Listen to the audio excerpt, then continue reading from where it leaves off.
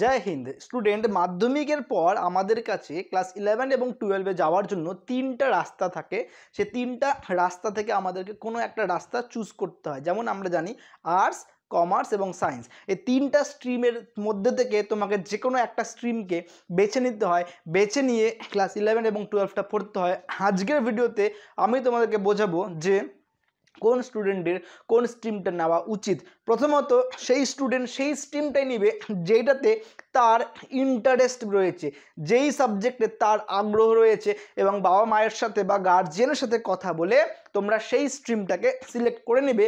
আমি তোমাদেরকে সেই সব স্ট্রিম থেকে এগিয়ে যাওয়ার পরে কি কি অপশন রয়েছে, কি কি তোমাদের কাছে সুযোগ সুবিধা আগে তোমরা পাবা এন্ট্রান্স এক্সাম দেওয়ার জন্য বা অন্যান্য চাকরি পরীক্ষা দেওয়ার জন্য, সেইগুলোই তোমাদের সামনে তুলে ধরবো।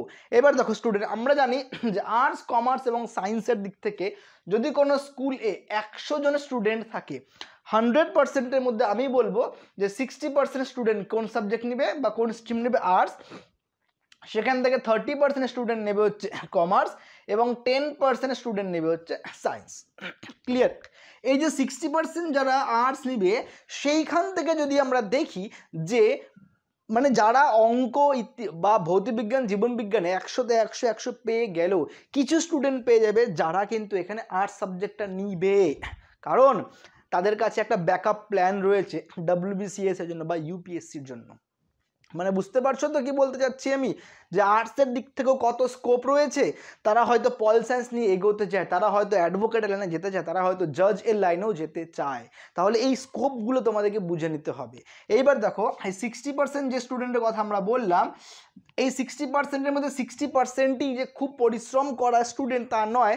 ধরে নাও এই 60%-এর মধ্যে 60 জনই ধরে নিচ্ছি আমি, 60 জনের মধ্যে ধরে নাও 50 জন যে স্টুডেন্ট রয়েছে, সেই 50 জন হলো কাঁচা পড়াশোনা, কিন্তু 10টা স্টুডেন্ট তুমি পেয়ে যাবে যারা ব্রেনি স্টুডেন্ট। বোঝা গেল কি বললাম? তাহলে একটা স্টুডেন্ট যদি খুব ভালো হয়, সেও কিন্তু আর্টসের স্ট্রিম নিয়ে এগোতে পারে। তাকে বুঝতে হবে যে কি কি অপশন, কি কি রাস্তা তার কাছে রয়েছে। আমরা জানি বেঙ্গলি এবং ইংলিশ যেই স্ট্রিমই নাও না কেন কম্পালসারি থাকবে। তারপরে তোমার কাছে পল সায়েন্স অপশন রয়েছে, তারপরে তোমার কাছে হিস্ট্রি অপশন রয়েছে, তোমার কাছে জিওগ্রাফি অপশন রয়েছে, তোমার কাছে সংস্কৃত অপশন রয়েছে। এমনকি আর্টসের দিক থেকে তুমি যদি দেখো, কিছু কিছু স্কুলে বায়োলজি অপশনে রয়েছে। তাহলে আশা করি তোমরা আর্টসের দিক থেকে বুঝতে পারছো তোমাদের কাছে কি কি অপশন রয়েছে এবং কি কি রাস্তাগুলি খোলাও থাকতে পারে। আমি এরপরে তোমাদেরকে সায়েন্সের দিক থেকেও বলতেছি। এইবার আছে সায়েন্সের স্টুডেন্ট। দেখো, সায়েন্সের স্টুডেন্টদের জন্য তুমি জানো যে ফিজিক্স, কেমিস্ট্রি এবং ম্যাথমেটিক্স তোমাদেরকে রাখতেই হবে। যদি যেই স্টুডেন্ট কি মনে করে যে ক্লাস 12-এর পরে কোন এক্সাম দেবে, জয়েন্ট এক্সাম দেবে। আর যদি কেউ বায়োলজি নিয়ে এগোতে চায়, অর্থাৎ কেউ যদি নিট বা আমি বলি মেডিকেলের এন্ট্রান্স দিতে চায়, তাকে কি রাখতে হবে? বায়োলজি, ফিজিক্স এবং কেমিস্ট্রি। কেন না? নিট এক্সামের জন্য তাকে কিন্তু এই তিনটা সাবজেক্ট রাখতেই হবে। অপশনে 4th সাবজেক্টে সে কিছু রাখতে পারে। কমার্সের দিক থেকে আজকের ডেটে না আইটি বলে একটা সাবজেক্ট চলে আসছে, ইনফরমেশন টেকনোলজি। সেই সাবজেক্ট যদি স্কুলে থাকে তুমি নিয়ে রাখতে পারো।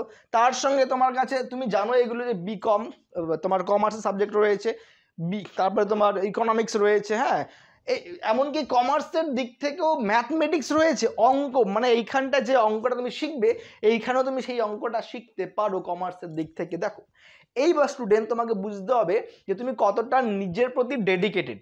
তার মানে তুমি কি ক্লাস 9-10-এ তোমার 100% দিয়ে পড়াশোনা করেছো? 99% স্টুডেন্ট যারা 9-10-এ নিজের 100% দিয়ে পড়াশোনা করে নাই, তারা কিন্তু একটু প্রবলেমের দিকে যেতে পারে। এটা মাথায় রাখবা। তুমি যখন 9-10-এ এতটুকু একটা ছোট বই, 9-10-এর দেখো, এই যে আমি তোমাকে কেমিস্ট্রি বই দেখাচ্ছি, এইটুকু একটা বই তুমি যদি সিরিয়াসলি না পড়ো, তুমি যদি মনে করো না স্যার আমি এবার সায়েন্স নিয়ে পড়বো স্যার, আমি খুব ভালো করে পড়বো স্যার, আমি একদম কোনো ফাঁকি দিব না স্যার, এবার তুমি কি যখন ক্লাস 12-এ উঠে গেলে, তোমাকে আমি দেখাচ্ছি কেমিস্ট্রি বই, ওইখানে ছোট বইটা ছিল আর এখানে কেমিস্ট্রি বই। তুমি এই বইটা তুমি ঠিক করে কভার করো নাই, তুমি ফাঁকি দিয়ে আসছো। আর তুমি এখন নিজেকে প্রতিশ্রুতি দিচ্ছ এই 9-এর বইটা না পড়ে তুমি এখন 11-এর বইটা কভার করবা, এত মোটা বইটা।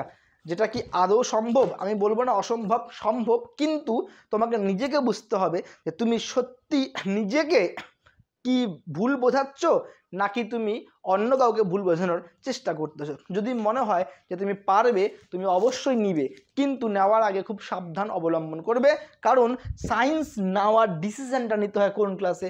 9A নিতে হয়। যদি 9-এ তুমি ডিসিশন নিয়ে না তুমি সায়েন্স নিবে, তোমাকে 9-10-এ কিন্তু আপডেট থাকতে হবে। তুমি নিটের প্রিপারেশন যদি নিতে চাও, তোমাকে আগের থেকে বায়োলজিটাকে আপডেট রাখতে হবে, ফিজিক্সকে আপডেট রাখতে হবে, মানে 9 এবং 10-এ থাকতে থাকতে তোমাকে সিলেবাসটা টাচ করতে হবে। আর যদি তুমি জয়েন্ট রাখতে চাও, আমি বলবো তোমাকে ম্যাথটা 9 এবং 10টা শীঘ্রই শেষ করে নিয়ে, তোমাকে আমি দেখাচ্ছি, এইটা হলো ক্লাস 10 এর ম্যাথ বই, ওকে, আর এইটা হলো ক্লাস 12-এর ম্যাথ বই। কেন বললাম?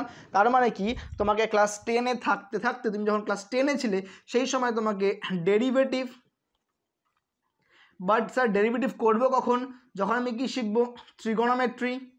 ক্লিয়ার? যখন আমি কি শিখবো? ট্রিগোনোমেট্রি ক্লাস 11-এর, এবং আইটি মানে ইনভার্স ট্রিগোনোমেট্রি ক্লাস 12-এর। ডেরিভেটিভ ফার্স্ট অর্ডার শিখবো, সেকেন্ড অর্ডার শিখবো, এবং ইন্টিগ্রেশনের 7খানা রুলস রয়েছে বা চ্যাপ্টার রয়েছে, সেই ইন্টিগ্রেশনের 7টা চ্যাপ্টার আমি শিখে আগের থেকে রাখবো, ক্লাস 10-এ থাকার সময় আমি শিখে রাখবো, তাহলে আমি 11-এ গিয়ে প্রবলেম ফেস করব না। এই জায়গাটাই হচ্ছে যারা জয়েন্টের স্টুডেন্ট, যাদের বাড়ির লোক জানে যে ছেলেকে আমি সায়েন্স নিয়ে পড়াবো, তারা আগের থেকেই প্রিপারেশন নিয়ে রাইখে দেয়। কারণ তুমি যদি মনে করো 10-এর পরে সিলেবাসটা স্টার্ট করবে, তুমি কিন্তু ডুবে গেলে। এইবার আসি, 99% ক্ষেত্রে হয়, কিছু স্টুডেন্টরা বেরিয়ে যায়, ব্যাপারটা আলাদা, একদমই আলাদা। এবার দেখো, এবার আমি চলে আসি, আমি এই কথাটা কেন বললাম, এইটুকু বুদ্ধি, মানে এইটুকু একটা জিনিস রাখার পরে হঠাৎ করে এই বইটা মানে এত সহজে ম্যাচুরিটি স্কিপ করে যেতে পারে কি? কোনো দিন পারে না। কারণ আমাদের সিস্টেম বা আমাদের পড়াশোনার শিক্ষা ব্যবস্থাটা এমন করে রেখে দিয়েছে, এই যে অঙ্ক বইটা দীর্ঘ কয়েক বছর যাবৎ চেঞ্জই হয়নি অঙ্ক বইটা। অথচ তুমি যদি ক্লাস 11 এবং 12 অঙ্ক বই দেখো, সেখানে এমন এমন টপিক রয়েছে তুমি জীবনে কোনোদিন শোনো নাই, অথচ সিবিএসসি বোর্ড বা অন্য কোনো বোর্ডে তুমি যদি যাও, ওই টপিকগুলো টাচ করে দিয়েছে সেই স্কুলের বা সেই বোর্ডের অঙ্ক বইগুলিতে। তো আমাদের ওয়েস্ট বেঙ্গল বোর্ডের বইটাকেও কিন্তু আপডেট করাটা খুবই খুবই খুবই প্রয়োজন, তাহলে স্টুডেন্টরা 11-12-এ গিয়ে প্রবলেম ফেস করবে না। আর্টস নিয়ে পড়লে তোমার কাছে কী কী অপশন রয়েছে? দেখো, আর্টস নিয়ে পড়লে তোমার কাছে প্রচুর অপশন রয়েছে। 35 বছর বা 38 বছর পর্যন্ত তুমি এক্সামে বসতে পারবে, এন্ট্রান্স এক্সামগুলিতে বা যে কোনো চাকরির এক্সামগুলিতে। তবে তোমাকে বুঝতে হবে না যে কী কী চাকরির এক্সাম রয়েছে। গ্র্যাজুয়েশন ক্লাস 12 পার করার পরে তুমি গ্র্যাজুয়েশন করলে, এখন তো 4 বছর গ্র্যাজুয়েশন তোমরা জানোই। গ্র্যাজুয়েশন করার পরে তোমাদের কাছে প্রচুর অপশন থাকবে আফটার গ্র্যাজুয়েশন। এবং গ্র্যাজুয়েশনের আগে তুমি যদি মনে করো তুমি সেট আপ করতে চাও নিজেকে, তোমার ধরো খুব ইচ্ছে তুমি পল সায়েন্সের উপরে নিজের ইন্টারেস্ট আনবে। দেখো, তুমি যদি পল সায়েন্স নিয়ে পড়তে চাও, তোমাকে কিন্তু কিছু কিছু এন্ট্রান্স এক্সামের জন্য যেমন এই বইটা কভার করতেই হবে। নাম্বার 1, আমি তোমাকে পরপর দেখাচ্ছি তোমাকে তাহলে কোন কোন এন্ট্রান্স এক্সামের বইগুলোকে কভার করতে হবে। নাম্বার 2, তোমাকে Indian polity M Lakshmikanth cover করতে হবে। দুটো বই চলে গেলো যারা কি যে পল সায়েন্স নিয়ে এগোতে চায়। নাম্বার 3, তোমাকে দি কনস্টিটিউশন অফ ইন্ডিয়ার বেয়ার অ্যাক্টও কভার করতে হবে, যেখানে পরপর কি রয়েছে আর্টিকেলগুলি আমাদের দেওয়া আছে, কতগুলি আর্টিকেল, কতগুলি শিডিউল, এবং যতগুলি আমাদের কাছে অ্যামেন্ডমেন্ট রয়েছে সব এখানে দেওয়া রয়েছে। এই 3টা বই তাকে কভার করতেই হবে।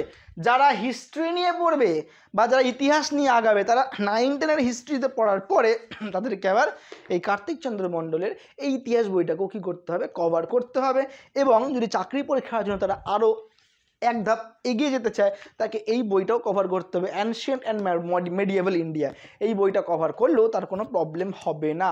যে জিওগ্রাফি নিয়ে এগোতে চায়, যে 9-10-এ ফাঁকি দিয়েছে, দুঃখের বিষয়, তোমাকে 9-10-এর জিওগ্রাফি বইটা আবারও পড়তে হবে। ছায়া প্রকাশনী, ওয়েস্ট বেঙ্গল বোর্ডের স্টুডেন্টদের কথা আমি বলতেছি, ছায়া প্রকাশনী বইটা আবারও পড়তে হবে। এবং তারপরে এই কার্তিক চন্দ্র মণ্ডলের এই বইটাও তোমাদেরকে পড়তে হবে, জিওগ্রাফি নিয়ে যারা পড়তে চায়।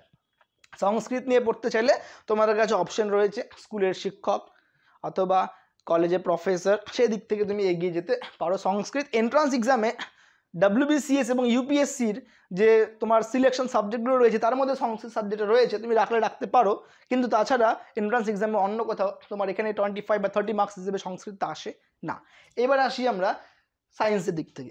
সায়েন্সের দিক থেকে তুমি যদি জয়েন্ট যেই মেন ক্র্যাক করে নাও বা অ্যাডভান্স ক্র্যাক করলে তুমি IIT-তে ক্যাডার পেয়ে গেলে, IIT এন্ট্রান্স চলে গেলে, IIT-তে গিয়ে তুমি ইঞ্জিনিয়ারিং সেক্টরগুলিকে কোন ইঞ্জিনিয়ারিং নিয়ে পড়তে চাও, কিভাবে আগাতে চাও, কি কি স্কোপ রয়েছে তুমি আগে বুঝতে পারবে। তোমাকে এন্ট্রান্স এক্সামটা ক্র্যাক করতে হবে, ক্র্যাক করার পরে কাউন্সিলিং করতে হবে, সিভিল, ইলেকট্রিক্যাল, মেকানিক্যাল, এই তিনটাকে বলা হয় মাদার ট্রেড। তবে মাদার ট্রেড ছাড়াও প্রচুর ডিপার্টমেন্ট, প্রচুর স্ট্রিম রয়েছে, মানে অনেক অনেক অনেক স্ট্রিম রয়েছে। ক্লিয়ার? প্রোডাকশন রয়েছে, ফুড রয়েছে, কেমিক্যাল রয়েছে, অ্যাগ্রিকালচার রয়েছে, প্রচুর। সো কোনো অসুবিধা নেই, মাদার স্ট্রিম ছাড়াও বা যে ডিপার্টমেন্ট রয়েছে সেগুলি ছাড়াও অনেক ভালো ভালো ডিপার্টমেন্ট রয়েছে, তুমি সেখানে স্কিপ করতে পারো। এবং যারা নিট নিয়ে পড়বা, একদম চোখ নাক মুখ বন্ধ করে 5 বছর কী করতে হবে তোমাদেরকে? পড়াশোনা করে যেতে হবে। তবে দেখো, আজকের ডেটে যে মনে করতেছো যে স্কুল এর চাকরির জন্য বা টিচারের জন্য আমি পড়তে চাই, যেমন আমাকে একজন কমেন্ট করেছিল যে স্যার আমি স্কুলের টিচার হতে চাই, তাই আমি কি করে বায়োলজি নিলে পরে আগে যেতে পারবো কিনা অ্যান্ড অল দ্যাট। তো আমি বলবো ওটা সেফ জোন নয়, সেফ জোন তোমাকে বেছে নিতে হবে এখান থেকেই, বা তুমি আরও সোর্স দেখতে পারো কী কী সেফ জোন রয়েছে। এইবার দেখো, আমরা জানি যে এই সায়েন্স, পল সায়েন্সটা কত বড় ইম্প্যাক্ট দেয় আমাদের লাইফে। আমি কিন্তু কোনো স্ট্রিমকেই, কমার্সের যে সিএএ রয়েছে, মানে প্রচুরভাবে তাদেরকেও পড়াশোনা করতে হয়। ক্লিয়ার?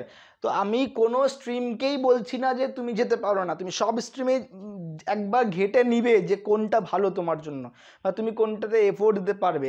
যে খুবই ব্রেনি, ধরে নাও অঙ্ক 100 পেয়ে গেলো, জীবনবিজ্ঞানও 100 পেয়ে গেলো, ভৌতবিজ্ঞানও 100 পেয়ে গেলো, এমন একটা স্টুডেন্ট নিয়ে নিল পল সায়েন্স। পল সায়েন্স নিয়ে সে কী করলো? ওকালতি করলো, অর্থাৎ অ্যাডভোকেটের জন্য পড়াশোনা করলো। এমন একজন স্টুডেন্ট পল সায়েন্স নিল, এত ব্রেনি একটা স্টুডেন্ট পল সায়েন্স নিয়ে এসে কিন্তু কিসের জন্য পড়াশোনা করলো? এলএলবির জন্য পড়াশোনা করলো, বিকম এলএলবির জন্য পড়াশোনা করলো, বা বিএসসি এলএলবির জন্য পড়াশোনা করলো, বা বিএ এলএলবির জন্য পড়াশোনা করলো। যেমন আমরা জানি যে আমাদের সামনে ভোট আসছে, ছোট্ট 1 মিনিটে শেষ করে দিচ্ছি এই লেকচারটা।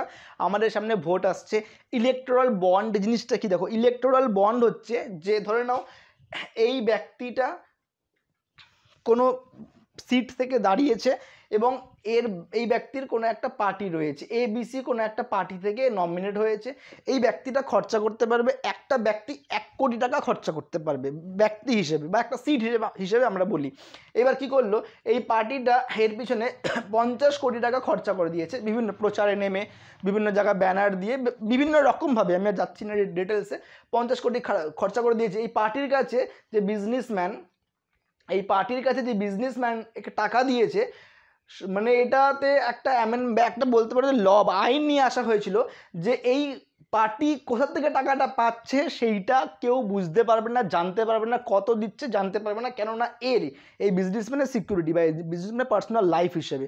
কিন্তু সুপ্রিম কোর্ট কী করলো? জাস্ট 15 তারিখে এই আমাদের যে প্রশান্ত ভূষণ রয়েছে, উনি এটা নিয়ে অনেক লড়েছেন সুপ্রিম কোর্টে, এবং সুপ্রিম কোর্টের জজ, চিফ জাস্টিস কি বললেন? যে এইটা বেআইনি, আনকনস্টিটিউশনাল। বিজনেসম্যানরা এইভাবে পার্টিকে টাকা দিতে পারে না, এবং সেই পার্টির লোক বা মেন যে গভর্নমেন্ট রয়েছে তারা কি করতে পারে না, সেই একটা সিটের পেছনে এত টাকা খরচা করতে পারে না, আনকনস্টিটিউশনাল। মানে দেখো তারা কতটা ফাইট করে ওই জায়গাটা আসছে। অ্যাডভোকেট জিনিসটাও খুব খারাপ নয়, তবে তোমাকে সৎভাবে কাজ করে বেরিয়ে যেতে হবে। সো আমি তোমাদেরকে সব কটাই কাছে তুলে ধরলাম। মানে একটা অ্যাডভোকেটের পাওয়ার রয়েছে, যদি কখনো ডাক্তারেরা ভগবানের সমান, আমরা এটা মানি। তবে এখন যে প্রাইভেট হসপিটাল এবং নার্সিং হোমগুলিতে যেইভাবে চিকিৎসা চলছে, মানে কোনো বাড়িতে যদি কোনো পেশেন্ট সিরিয়াস হয়ে যায়, নার্সিংহোমে বা প্রাইভেট হসপিটালে নিয়ে যেতে তারা আগে 1000বার ভাববে যে ওখানে ঢোকা, এন্ট্রান্স মানে ওই গেটের ভিতরে রাখবো কি রাখবো না। ওর থেকে ভালো আমরা কোথায় নিয়ে যাই? Government medical hospital. কিন্তু গভর্নমেন্ট মেডিকেল হসপিটালেও কিন্তু অবস্থা, মানে তাদের অ্যাকোমোডেশনটা খুবই খারাপ। এর জন্য মানে খুবই বিপদে, খুবই একটা খারাপ জায়গায় আমরা বসবাস করছি, যে প্রাইভেট নার্সিংহোমে নিয়ে যাওয়া সেফটি মনে করছি না। প্রচুর টাকা নষ্ট হয়, এবং যাদের কাছে টাকা নেই তারা সত্যি করবে তো করবেটা কি? যদি কোনো সময় কোনো রকমের কারাপশন হয়, ডক্টররা যদি কোনো রকমের কারাপশন করে থাকে, কিন্তু এই অ্যাডভোকেটরাই কিন্তু বাঁচায়। মানে এইটাও কতটা বড় একটা অপশন। দেখো, কোনো মানে ভালো স্টুডেন্টদের জন্য যেমন নিট প্রেফারেন্স, তেমন জয়েন্ট প্রেফারেন্স, তেমনও কিন্তু এই অ্যাডভোকেটটাও কিন্তু তারা মাথায় রাখতে পারে। আমার দিক থেকে আমি সলিউশন দিচ্ছি। তোমরা জানো এই স্ক্রিনশটে তোমরা দেখো 10টা আইএএস, মানে 10 জন আইএএস আইপিএসকে দেখো এই জজ সামনে লাইন দাঁড় করিয়ে রেখে দিয়েছে। একটা জজের পাওয়ার দেখো, তাই না? একটা জাজের ভীষণ পাওয়ার, অ্যাডভোকেট করার পরে 7 বছর প্র্যাকটিস করলো বা এন্ট্রান্স এক্সাম দিল, অ্যাডভোকেট থেকে এসে হয়ে গেলো কি জাজ। এবার জাজের পাওয়ার দেখতে পাচ্ছ তো কতটা, আইএস আইপিএস কে মানে কীভাবে তাদেরকে দেখো এভাবে দাঁড় করে রেখে দিয়েছে। হ্যাঁ, তো কোনো তুমি এত পড়াশোনা করছো, তুমি ইউপিএসসি ক্যাডার মানে পাস করে গিয়ে তুমি আইএস আইপিএস হয়ে গেলা, কিন্তু দেখো জাজের সামনে এসে, পুলিশদের জাজের সামনে এসে কী অবস্থা হয়ে যায়, তাই না? তো প্রত্যেকটা স্ট্রিম ভালো, প্রত্যেকটা অপশন ভালো, তোমাকে সৎভাবে কাজ করে যেতে হবে, সৎভাবে তার জন্য পড়াশোনাটাও করে যেতে হবে। আশা করি বুঝতে পারছো। যদি কোনো স্টুডেন্টের কোনো রকমের সমস্যা হয় কমেন্ট বক্সে কমেন্ট করতে পারো তোমরা, এবং যদি মিনিমাম একটা কমেন্ট আসে যে স্যার আমাদের এই সমস্যা বা এই প্রবলেম রয়েছে, আপনি একটু বুঝিয়ে দাও, আমি চেষ্টা করব ক্লাস 11-এ তোমাদেরকে পল সায়েন্স পড়ানোর। দেখো, পল সায়েন্স এবং ম্যাথমেটিক্স আমি তোমাদেরকে অনলাইনে পল সায়েন্স এবং ম্যাথমেটিক্সের ভিডিও রেডি করে দেবো, যদি তোমরা ইন্টারেস্ট থাকো বা তোমরা পড়তে চাও। আজকের মতো স্টুডেন্ট এতটুকুই। জয় হিন্দ।